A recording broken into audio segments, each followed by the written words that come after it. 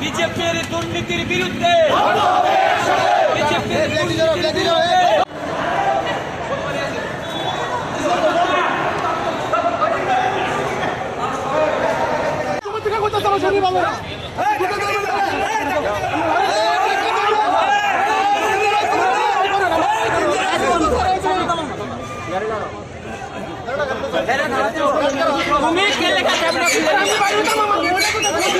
দেখুন, আপনি সকলেই জানেন জেআরবিটি গ্রুপ ডির ফলাফল ইতিমধ্যেই প্রকাশ্য হয়েছে এবং আমাদের বিধায়ক শ্রী সুদীপ রায় বর্মনজি ফলাফল প্রকাশের আগেই বলেছিলেন যে একটি ওয়েটিং লিস্ট যাতে বানানো হয়, কারণ এই পরীক্ষায় যারা গ্রুপ ডিতে পরীক্ষা দিয়েছে তারা গ্রুপ সিতেও পরীক্ষা দিয়েছে এবং বহিরাগত বাইরের থেকেও অনেক ছেলেমেয়েরা এসে পরীক্ষা দিয়েছে।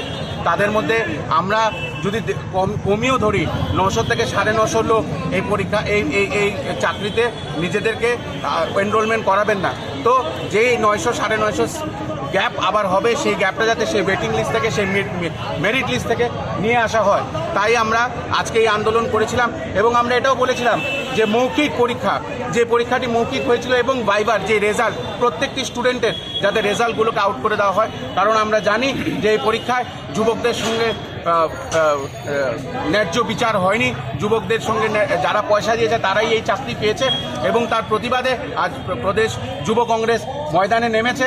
এবং আমরা দেখেছি, আমরা ঢোকার সাথে সাথে এখানের এক অফিসার, আমাদের এক যুব কংগ্রেসের ছেলে, তার শরীর খারাপ হয়ে গেছিল, সে বেরানোর চেষ্টা করছিল, তাকে কলার ধরে ধাক্কাধাক্কি করেছে, তার অবস্থা খুবই খারাপ, সে এখন হাসপাতালে তাকে নিয়ে যাওয়া হয়েছে।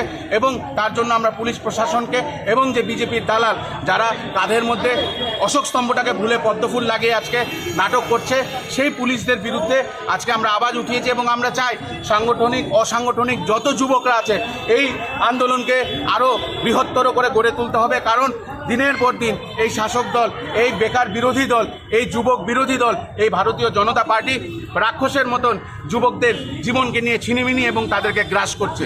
তার প্রতিবাদে আজ ত্রিপুরা প্রদেশ যুব কংগ্রেস মাঠে আছে।